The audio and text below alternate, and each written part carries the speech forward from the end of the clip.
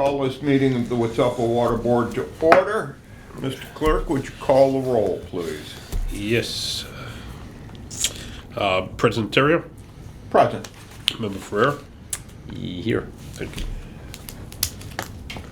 Thereby being a quorum, we will proceed, and I will read the open meeting law statement. Pursuant to the open meeting law, any person may make an audio or a video recording of this public meeting or may transmit the meeting through any medium. Attendees are therefore advised that such recordings or transmissions are being made, whether perceived or unperceived, by those present and are deemed acknowledged and permissible. Item number 1, minutes of the previous meeting. Citizens input? Citizen input, I'm sorry. I thought that was covered. Yep, nope, no There- issue, there's nobody No that has citizen signed up. input? Correct. Thank you very much. We will move to item number 2 in the minutes of the previous meeting. Having reviewed them, Chair would entertain a motion to accept the minutes. I would make a motion to... Made, seconded. I don't believe you need a roll call vote on the minutes. No. Everybody's So present. voting to approve, unanimous. And those in opposed, hearing none, minutes are approved. Item number 3, proposed leak abatements and denials. We have one denial, and we have 57 LaRoche Street, 265 North Main Street, 120 Hood Street, 68 Thomas, 23 Norfolk Street, 1951 Pleasant, 736 High, 216 Purchase, 86 Morton, 96 Stuart, 140 Nichols, 107 Warburton Street, and 159 St. Mary's. I would ask just for a little clarification on the 159 St. Mary's, if I may, Clerk. Yep, so 159 St. Mary's, that was an appeal that was filed. As you know, the requirements to be able to obtain an appeal is that your bill must double from an average of 4 quarters. The bill that the appellant submitted to be appealed was not double what their normal usage is. Normal daily usage per CCF is roughly 0.8, somewhere in that ballpark, just above. What they submitted was 0.85, so it was not double their normal usage. Thank you. I have a question on 96 Stuart Street. Memory serves me that 96 Stuart has had issues in the past. Is this a new situation? Whoa. Yeah, that's double. $1,719? 17. Yeah, so, yeah, with the review of 96 Stuart Street, the bill that they did appeal was more than double of what their average usage was for the previous 4 quarters.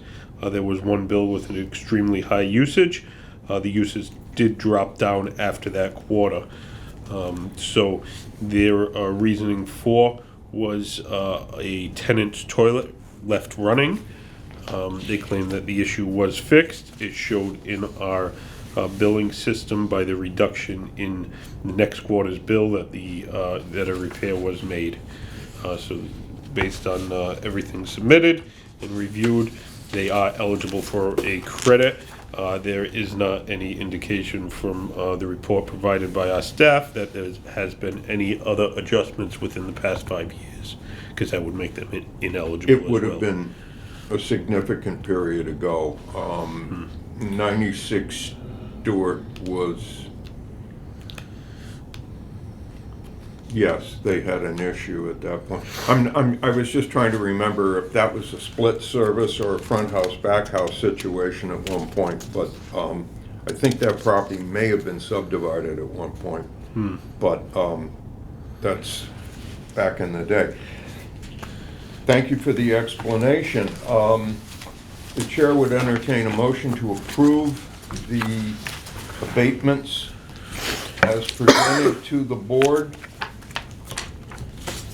I would make a motion as. Motion made, motion seconded. Voting to approve, Yes. unanimous approval.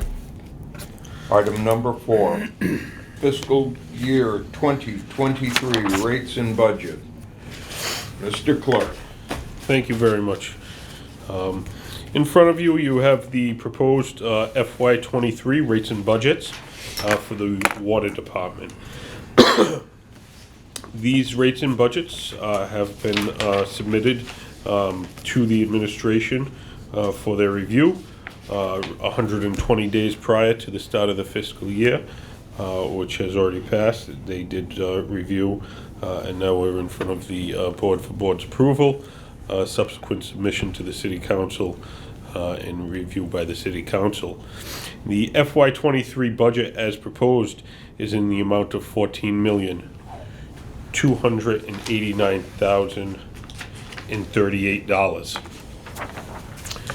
That's a total of the budget for the water department, including all costs. The water rate proposed for the FY23 budget to support that budget is $3.57 per CCF. That is an 8-cent increase from FY22, our current fiscal year. What impact that has on an average household is $4.24 per year for the average household. This year's budget, the FY23 budget, has been laid out. As everybody knows, there are increases that occur, that have occurred over the past couple of years. FY22, with our bidding of chemicals and other bids that went out, it was pretty stable. Right now, we're in a volatile market, and even over the past couple of weeks, it's become even more volatile. One of the major concerns that I'm having, this budget, I start to put them together in January, as early as December, get the stuff together in January, and we're trying to predict what we expect for fiscal year, for the next fiscal year that starts in starts in July and runs till the following June. But we don't know what that's going to be. A basic overall rundown of the budget. Within the budget, we had a reduction of the use of retained earnings.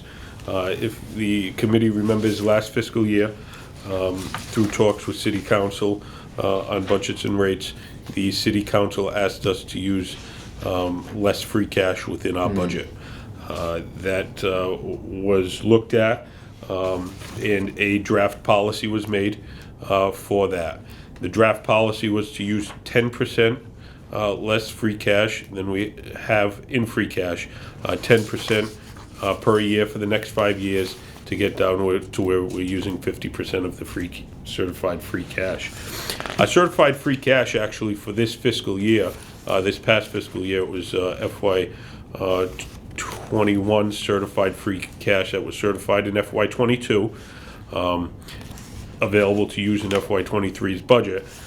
Back because we had a delay in the rates being approved for the FY22 budget, there was $200,000 that went in from our certified free cash into the FY22 budget.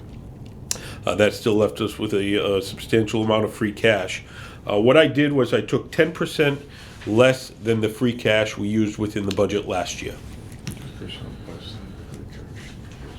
So that will still leave us a surplus within our free cash. We're not using all of the free cash. We're using 10% less than what we used last year. So 90% of last year's free cash is within this budget.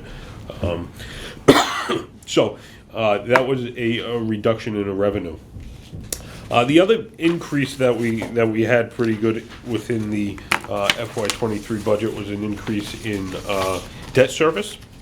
So that's new debt that's coming online. Had a increase within the budget. Most of the other things throughout the budget, you'll follow through line by line and notice that FY22 compared to FY23 have stayed flatline. We did decrease our capital improvements by $50,000. Other capital improvements, so we're carrying a budget of $150,000 for the FY23 budget. The transfers to general funds indirect has stayed constant. We still are including within our budget a transfer of $100,000 to our stabilization fund. So that's still included within this budget and revenue calculations. Throughout the whole entire budget, you'll notice on the salaries, we did include a increase, as this is a contract negotiation year for the ASME union. We have not, there has not been a settlement, but we have projected a certain amount. If that goes over, we may need to come back for a separate appropriation for an increase if it's above what has been budgeted.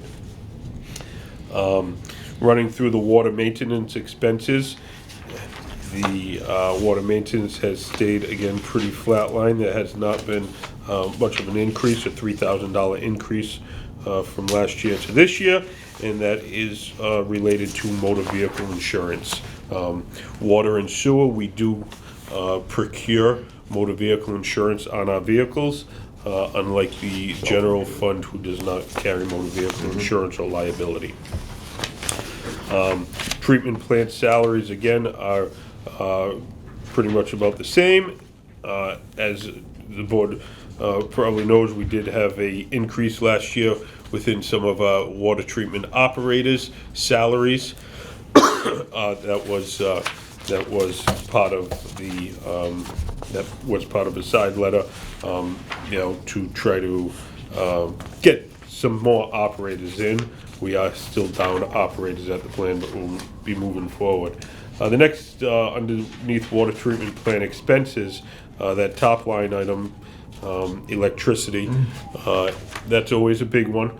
$700,000 is what's budgeted, and that is consistent with what was budgeted last year. I would imagine electricity is going to have a substantial fluctuation based on the current state of markets. But one good thing is that we are locked into a rate, an extremely good electricity rate right now. My hope is that there is no force majeure on that contract or other contractual change that would increase that, but that's why I did keep that electricity flatline budgeted, because we are locked into that per unit rate that is very favorable to us. Heating oil, and that's also fuel for our generator. That has increased a little bit, but based on the way fuel prices have reacted over the past 3 weeks, I don't know if that will be enough, but I feel comfortable moving forward with that budget, as we do have stabilization funds available if needed. Chemicals. So chemicals is the next thing that I wanted to talk about. So chemicals, we pretty much we went up. So all the predictions that I got from our distributors was a increase in sodium hypochlorite. So that prediction of an increase of sodium hypochlorite was included within this budget. I have been since alerted that our PAC, polyaluminum chloride, may have a increase as well. That was not planned within the FY23 budget, but again, as we do have additional free cash available in a stabilization fund, I feel that we should move forward with the budget as proposed, knowing that we do have the reserves to be able to go back to if needed. I'm actually a little surprised that it's only going up $43,000. You know, based upon what we've been seeing, a lot of instability in the markets.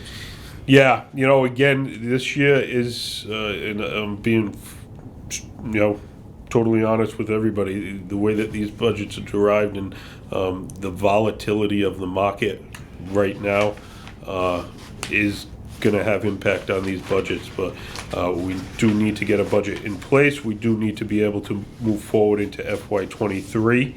And I feel comfortable that between you know, some of our additional free cash, that we're not using all of our free cash, I feel comfortable moving forward with the budgets as proposed. Very prudent, very prudent.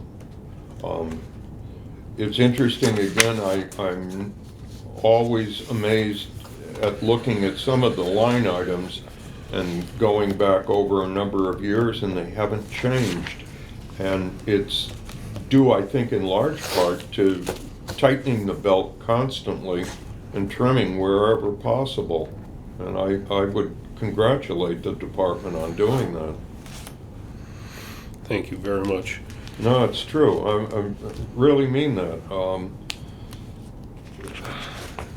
Based on what I'm seeing here and having looked at budgets almost 30 years prior, very pleased, very hopeful. Just a couple other things I wanted to touch on while.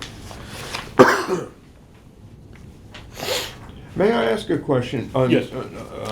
Water treatment plant expenses, item 521101, electricity NMC UX. So that's.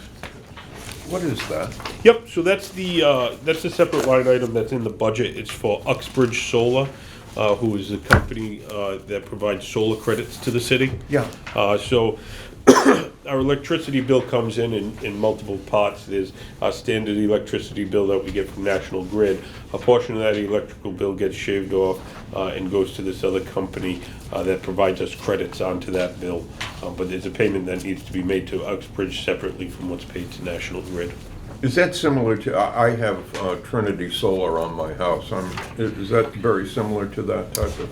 It is, but it's a municipal plan. Right. So right, there's a lot, there's different solar things throughout the city, and as the water plant is one of the largest users within the city, we get some of the benefit of that. Yeah. Thank you. Yeah. So some of the capital improvements that we budgeted for within the FY23, we do have a new utility body truck for the water maintenance division, equipment for the vehicle maintenance garage within the new water maintenance facility, a new asphalt roller for the water maintenance, medium duty pickup truck, some OSHA equipment and training for the staff, as well as 4 skimmer pumps for the water treatment plant. That's what's budgeted within that $150,000 other capital line item. One of the other things that I wanted to talk a little bit about is the, and over the past couple of years I've been asked a lot about this, is the average CCF used per household. You know, we've had the average CCF that we use per household that's been in place for a number of years.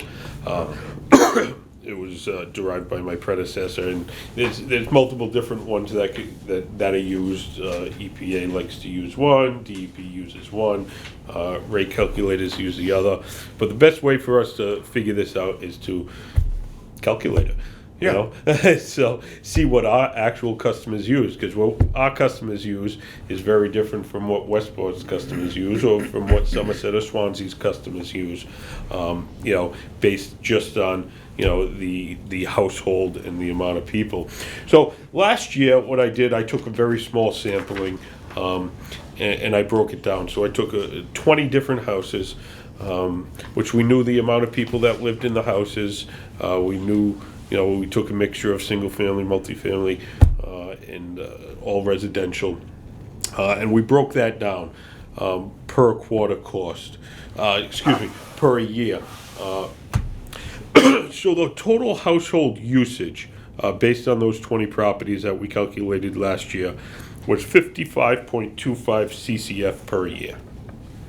55.25? 55.25 CCF per year. 25. You're So, talking in hundreds. hundreds, yes, Okay. yep, 100 cubic feet. So, we've always used 53 CCF as the number when we calculate what it costs for an average household per year for their water and sewer bills. Last year, people said, "Well, that was only 20 houses, very small sample set. How do you really know that that's any good?" This year, we went and we did a calculation based off of what was used in 2021, the calendar year, and we ran all residential properties, excluding condos, large apartment buildings. So this was single families, 2 families, 3 families, and 4 to 8. We pulled all the usage based on land use code. That was over 16,000 properties. Numbers of accounts, 16,000 accounts, 31,000 households was in this calculation. So we pulled that, we pulled all the usage. When you divided them out, we came with 50.69 CCFs per the average household.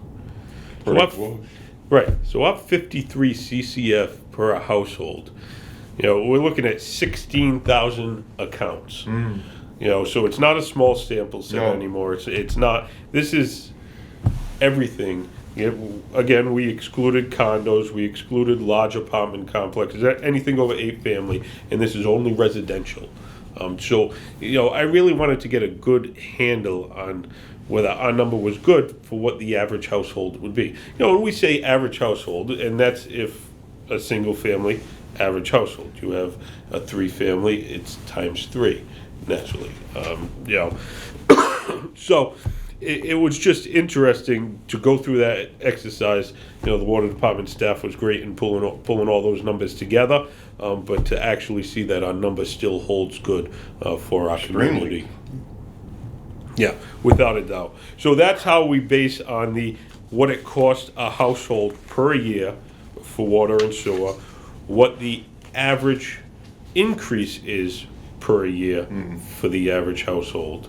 So when I say that it's $4.26 increase for the average household, that's based off of 53 CCF.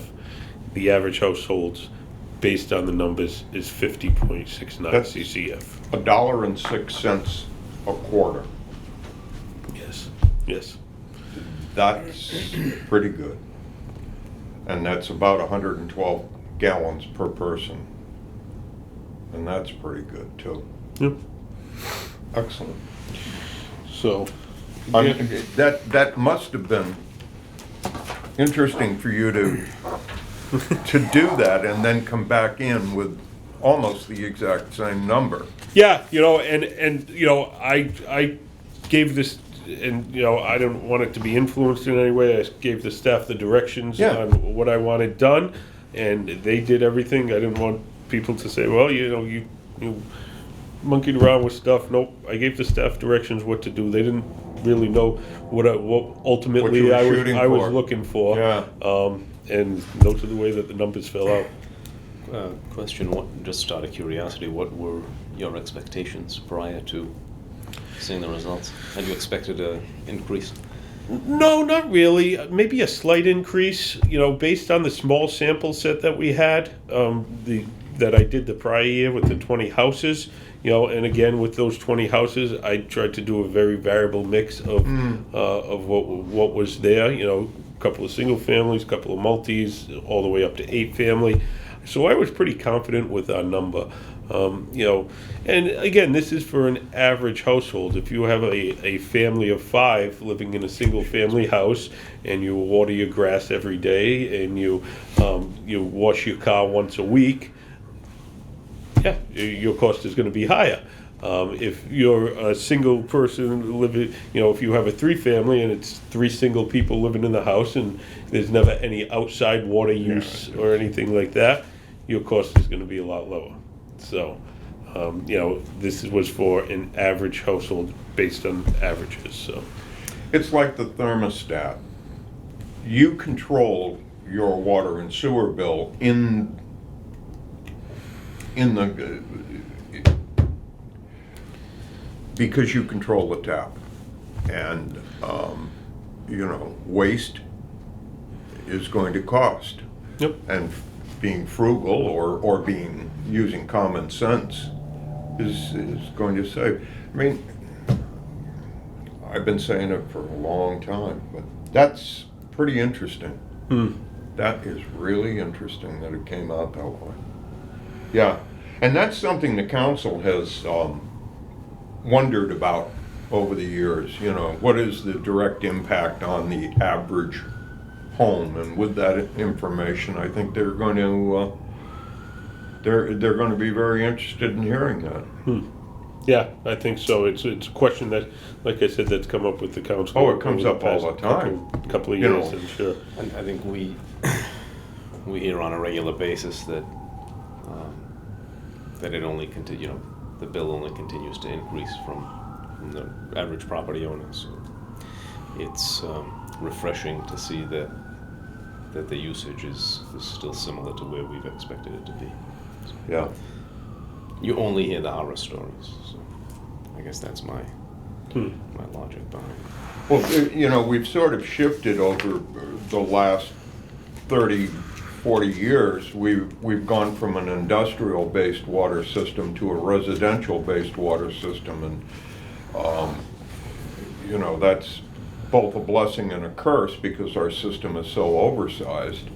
But geez, that's great to hear. It really is. I mean, we are so fortunate. I went by the pond today and it was -5 inches.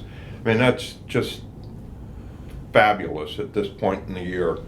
Spring rains are coming. You're going to be a full pond going into the summer, or right about full pond going into the summer. That's great. Yeah. How many communities are, sweating whether or not they have water, and we're blessed with an abundance of it. That's excellent. Without a doubt, that is one of the lucky things that we do have. So, I just want to talk a little bit while we're on the budget. I want to talk a little bit about the budget process, how it has been done in the past, and how we're moving forward. And I know President Terrio, you have had multiple discussions, and you've provided me with a lot of information. You've done a lot of research on this, and I thank you for that. It's been a great help. But what we're doing right now, so the state law says that the budgets have to be submitted to the administration 120 days prior to the start of the fiscal year. So these budgets have been presented to the administration and submitted to them for their review. That was 120 days prior, which was prior to March 3rd. I met with him at the end of February to let them know where the budgets were, where we stand, and how we were going to move forward. So that part of it is complete. The next thing is we need to submit our budgets to the city council. The mayor needs to submit our budgets to the city council.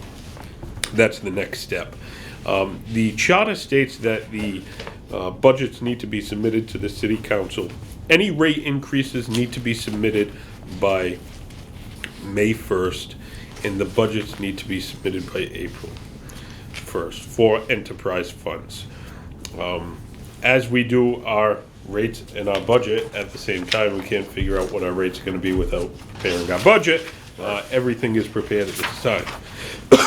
So I'm currently prepared to submit my budgets to the council if the board approves. We have sewer commission tomorrow night. If the sewer commission approves, we'll be prepared to submit those budgets as well, have the mayor submit them to the council. the state laws also state that an enterprise fund shall be treated as any other budget that's submitted to a council or a legislative body for approval. That's right. Within the statutes, it also says that a budget must be acted on within 45 days of receipt. That's correct. So that gives the council a 45-day period to take our budget, review our budget, and rate increases. They'll have both parts together, the water budget with the increases, sewer budget with the increases. They'll be able to look at those budgets, deliberate on those budgets and the increases, and then act on those budgets within a 45-day period. As it stands now, my expectation is I would like to have the budgets packaged together, have the mayor submit them to the council by the 15th of this month, by March 15th. So then they'll be able to start their deliberation and action on our budgets and our rates. So that's kind of what I plan to do moving forward. The actions that can be done by the council on the budget would be to approve, reduce it, or reject it. That is within Mass General Law. What's said can be done with the way that the form of government is set up by the legislative body, which is the city council. So that's the actions that they would need to take on our budget within 45 days. Then you get to the part where it says, well, the rates, okay, so your budget's approved, and now you don't have the rates to support it. Also within the law, it states that that an enterprise fund must be fully supported by its rates. If it's not fully supported by its rates, then the delta, the difference of what the revenues do not support compared to what the expenses are, must be made up on the tax levy or the cherry sheet. So that means that if the rates aren't increased for a certain period of time, then that gets shifted back to the cherry sheet, and when they do the tax levy and the tax certification, that money would have to come from the cherry sheet to the water department for full support of their budget. Again, my recommendation is to increase the rates as proposed. That way it does not affect the city's cherry sheet or the tax certification at that time.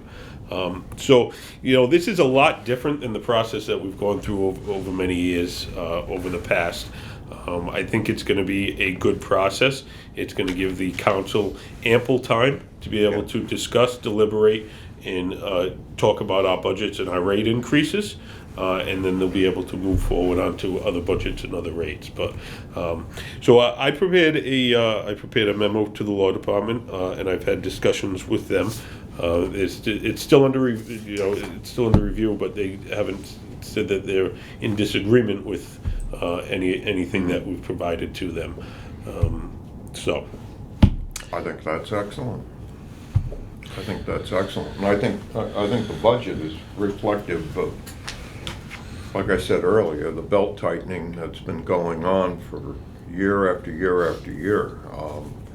But I think I would be remiss if I didn't say that there is always room to spend more money to improve various items. We've got a good budget here that will keep us stable and keep us moving along, but we need to do something long-term for treatment plant especially. yeah, the capital cost. We've been very lucky with the continued water main replacement project over the past 22 years. And the ARPA funding, that was excellent news this evening from the mayor. Yeah, 17,000 foot of main is significant. without a doubt. And lead service replacement, which is even more significant. Yep. There is a revision to the lead and copper rule that has been approved by EPA, and there will be cost associated with additional regulations, unfunded mandates that are coming down in relation to lead and copper. We do have other aging infrastructure, though. As you said, we do have a treatment plant that's over 50, almost 50 years old now, just about 50 years old. So, luckily our staff, between our maintenance staff that we currently have and past maintenance staff, the facility is in good condition. But, there are things that are showing their age, and there's always continued maintenance that needs to be done at those facilities. I was in the plant today and it really looked good.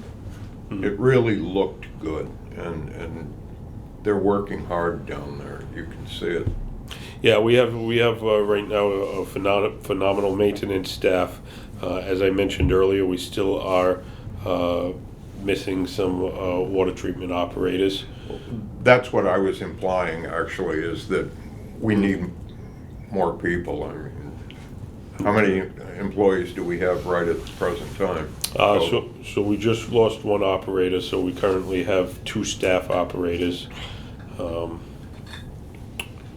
Yes, two staff operators. We have one contract employee that is operating for us, also assisting with the administrative down there, as we don't have a director currently at the time.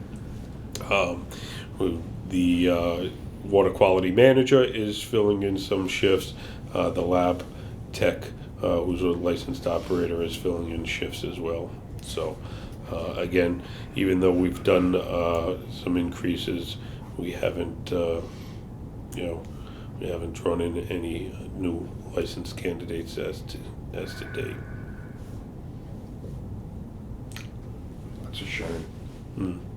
I think it's going to be a battle, and I think it's going to be, again, the volatility of the market as a whole is going to be something that we're dealing with for, I think, years to come. You look at just what some, basic jobs are paying, and trying to compare those rates to, a licensed, qualified individual. You look at what has happened with inflation. You look at what has happened with the cost of living just over the past 2 years. That all adds to this market volatility that we're going to be dealing with for a number of years. Yeah. Doesn't get any easier, does it? No. If it was easy, everybody would do it. Okay. I think you're right. That concludes your budget presentation. Yes, it does. Then, based upon Mr. Ferland's presentation on the budget, the chair would entertain a motion to accept the budget and the water rate to fully fund the budget in the amount of, one moment, please, $3 and 57 cents. 57 cents. 57? Yes. Correct, yeah. $3.57. We have Motion made, yes. Motion made, seconded. I think we should have a roll call on that one. Absolutely. Member Ferrer? Yes. Member Terry? Yes. Excellent, thank you. Thank you.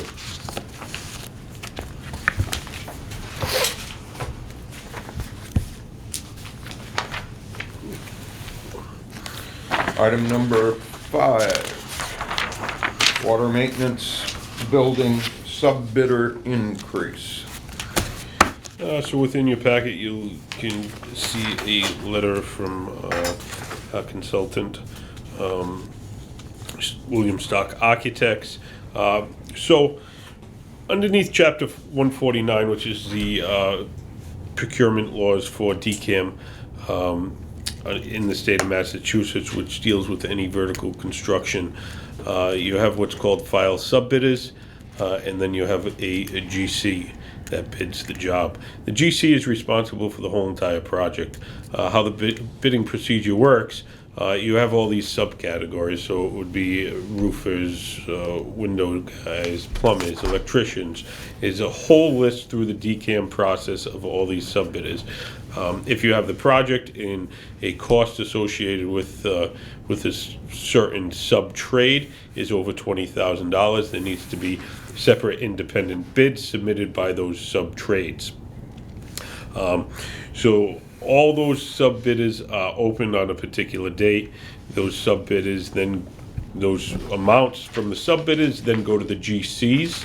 The GCs pick their sub-bidders, put the sub-bidders' numbers into their bid, as well as any additional costs that they have in relation to the project, and they're able to, and then they submit their bid at a public opening, and the bid is opening. What happened in this case is that the GC, the sub-bidder process went through. The GCs submitted their bids with typically the low bidder of of any subcategory, and that's plugged in within their bid. So we originally had a low bidder on the GC that we were back and forth with for a period of time, and they eventually backed out and were unable to perform the work. As the board knows, we went to the second lowest bidder, and that second lowest bidder had sub-bidders within their bid that they carried a particular number for. So the GC cannot go to the sub-bidders and go under contract with the sub-bidders until the GC has an actual contract. We went through, procured the contract with the GC. When the GC went to secure the file sub-bidders, some of those sub-bidders either backed out, they backed out. So they were left going to the second sub-bidder or the third sub-bidder. At that point, after some discussions with the AG's office and stuff, it was determined that those costs aren't fully related to the GC, and they are required to be paid by by us. That's what these two are. This is in relation to the glazing, storefront and aluminum glazing sub-bidder, as well as the glass sub-bidder. There was two amounts that they did not carry within, that the GC did not carry within his bid because the low sub-bidders backed out. So this is a required change order by Mass General Law in the amount of $96,425. This is just bringing it back to neutral, so to speak. Correct. So to speak. Yep. Yeah. Chair would entertain a motion to accept the change order in the amount of $96,425. Just on a note on that, Yes. it's a sub-bidder increase, not particularly a change order, although it will be later. I stand corrected, you're right, it is sub-bidder increase Yep. rather than a change order. So the sub-bidder is increasing $96,425, correct?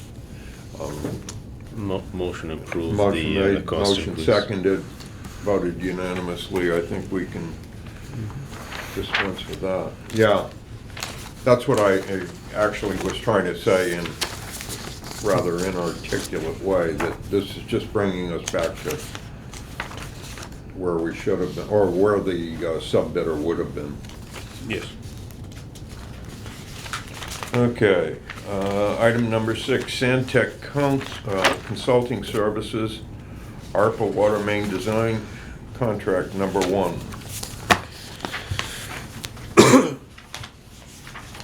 Thank you very much. As you mentioned earlier tonight, we have been awarded an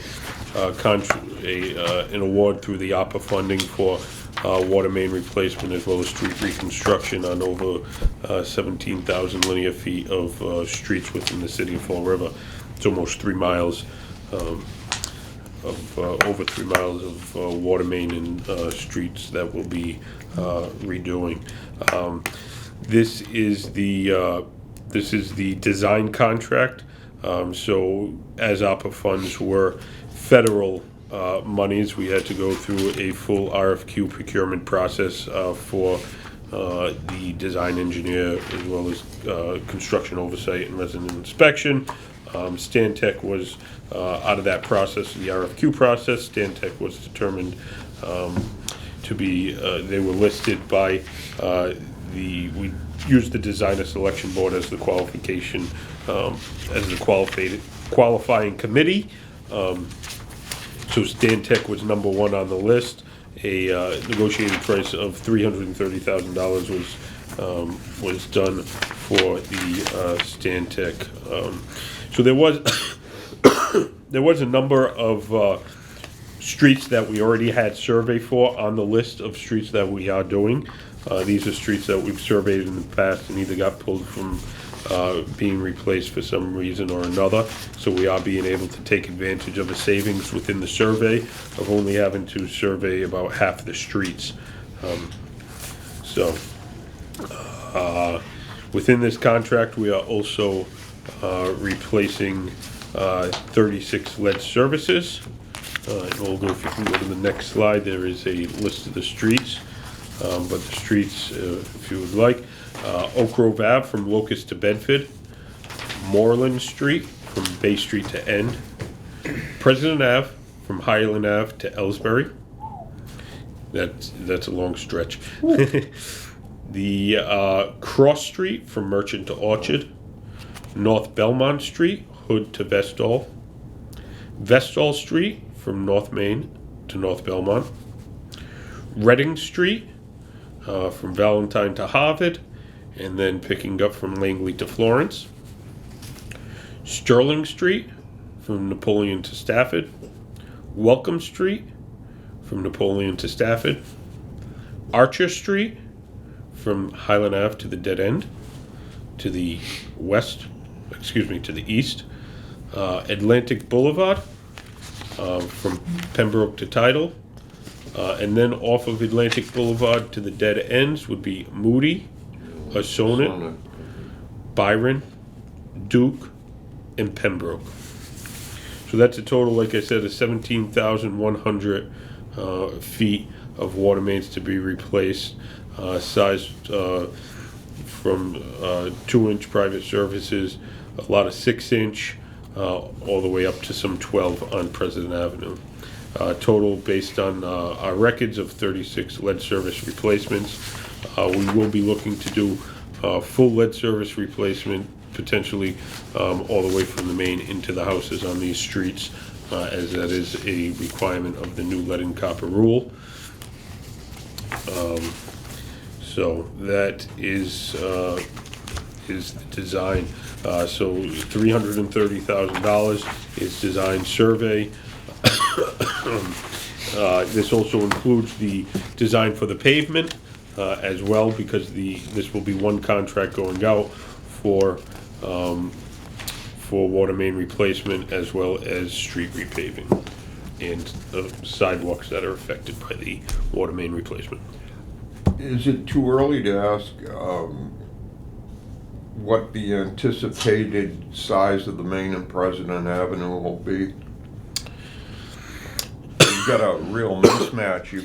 I was shocked to see 6-inch in there. Yeah, it's an interesting setup. We probably won't be running with one size. It'll probably be a variations of size from different streets as the trunk lines feed through the area.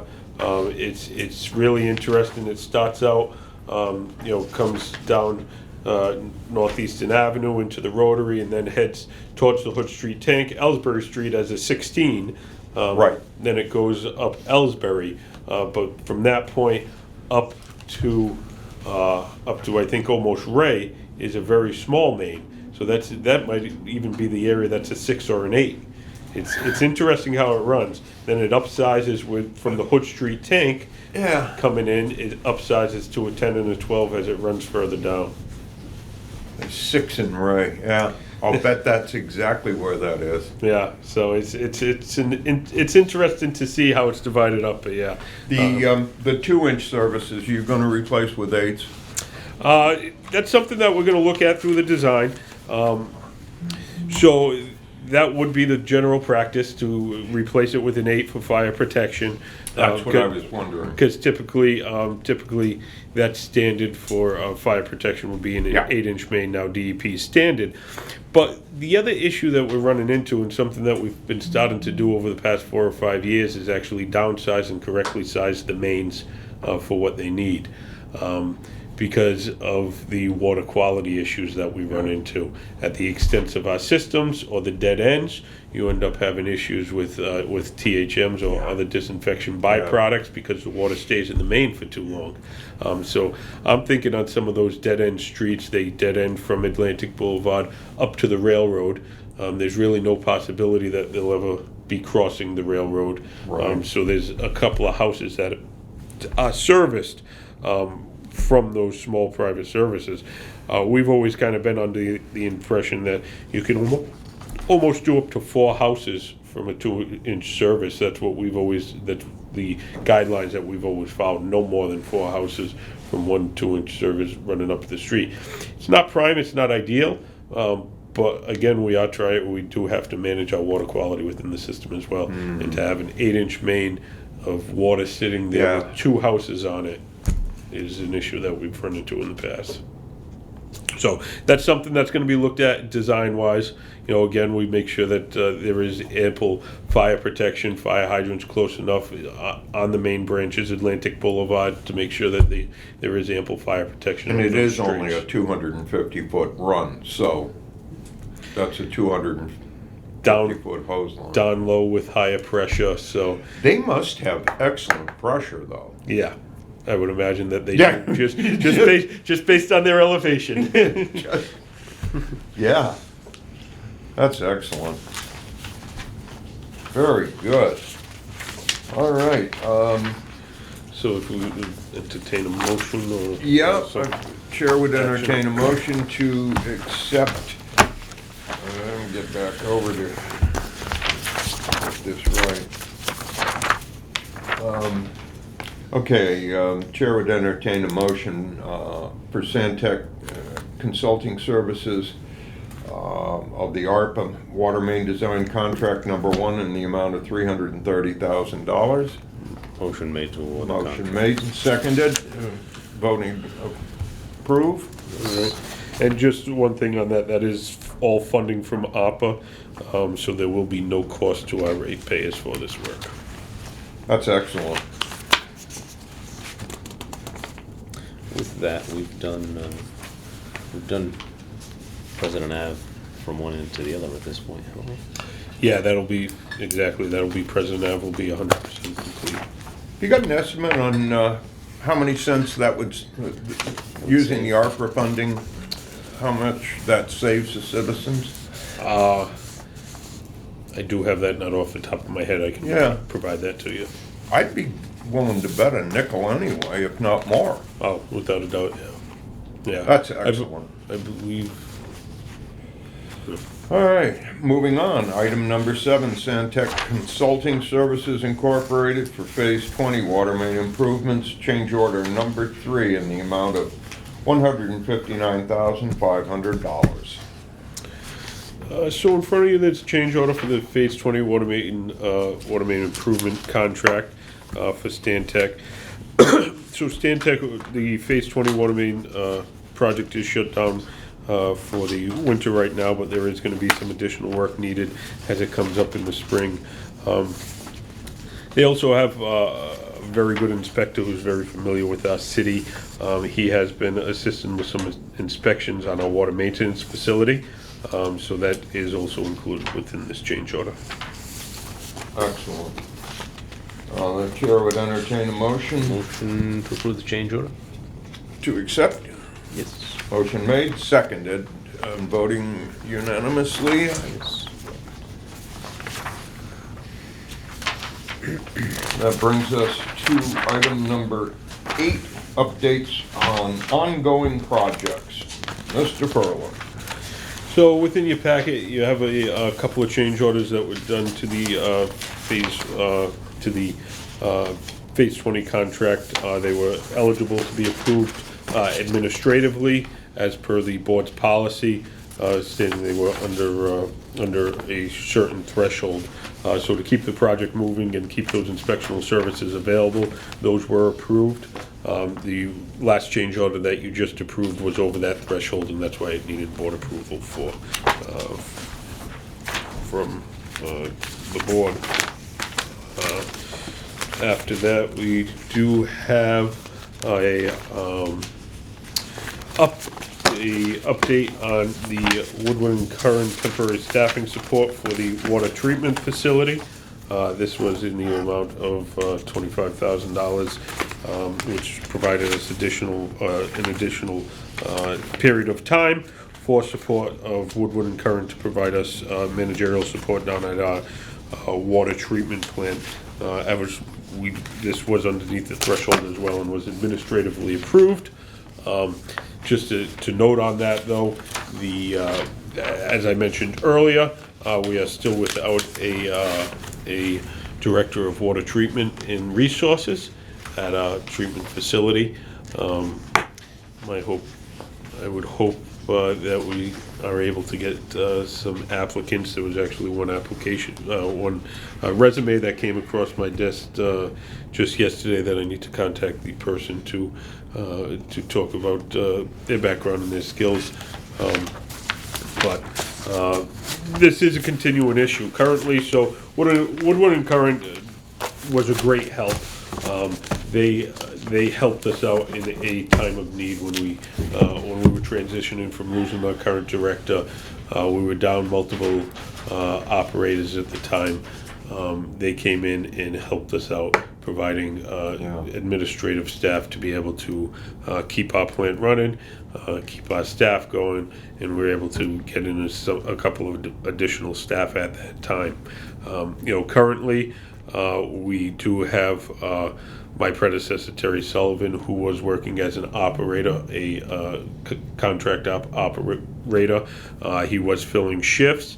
Since some of those shifts were filled by actual operators, some of his time has been shifted to those managerial skills, managerial activities down at the plant, and he has been filling in as the interim director currently, based on a contract manner. So that is currently what's going on with the management of the plant. We have been compliant with all the state and federal regulations, but again, this continues to plague us as an issue. Terry has come full circle. He's back to where he began. I think I forget what he said. It was 1982. I think. Yeah. I was just going to say it's 1982 all over again. Thankfully, he's there, and Terry is. Let's face it, he's a licensed operator. His knowledge is just awesome. Yeah, just awesome, and he's a great leader to have down in that plant. Yeah, he has been excellent with the operator shifts. When he was taking the operator shifts, and now filling in as the director. Since we just lost another operator, he's even working some night shifts and assisting with the managerial. Is there any interest at all over at BCC and some of the young people in the environmental field? Water treatment plant operator is a hell of a profession. It is 100%. I try to reach out to the youth as much as possible. I'm on the environmental tech advisory board at Durfee. I attend all of Rob Rack's through the Blue Center at BCC. I attend all of his job fairs and all of his different outreach programs that he has to try to stimulate some excitement for the industry. It's both water and wastewater. We're not alone in the water field. The wastewater field is the same. So we've definitely made some headway this past year. There was two students from Durfee that were in the environmental tech program, and they were dual enrolled at BCC and Rob Rack's program hopefully become licensed operators. You know, for and I tried to go to Durfee and Diamond and talk about this. You know, for Durfee or a Diamond student coming out of school, being able to go into a career. It's not just a job, this is a career. You can move anywhere across the country, and if you're a licensed operator, you can find a job. And the salary, even at our humble rate here in Fall River, is very good. When you compare the local job market for a young person coming out of school, and then look at what they could be knocking down with 2 weeks of paid vacation and paid holidays and personal days and sick leave and all of the benefits that come with it. We're talking about a $65,000 package basically for a young person, and that's hard to find in this area. Yeah, no, without a doubt, you know, that is roughly the package, and it's a good paying job. Yeah. You know, hours sometimes can be tough, as you know, we're staffed 24 hours a day, so. Well, factories are tough too. Exactly. But, you know, it's a career, it's a field that you'll always be able to find work in. And, you know, again, you know, we're willing to work with any we've had co-op students from both Durfee and Diamond work in our facilities at our treatment plant and also on the reservation. You know, I think the youth trying to get somebody, you know, somebody could come out of Durfee or Diamond if they're interested. You know, we have open positions within our water maintenance staff or somewhere else. If a water maintenance staff, and we currently have one staff member that is looking to get licensed as a treatment operator, you know, we pay for the classes for interested individuals. We pay for the testing once they pass the exam. So there's no cost out of their pocket to be able to get licensed. Even right now through BCC, through the Blue Center, they have a 1-year certificate program through BCC that you can go for. And I believe last year, and I think, I don't know what their status is moving forward, but so far all their classes have been free to become a licensed treatment operator. They had a grant in place so that to actually pay for people to be able to No student loans. No, take classes. it is right here. There's no commute. Yeah.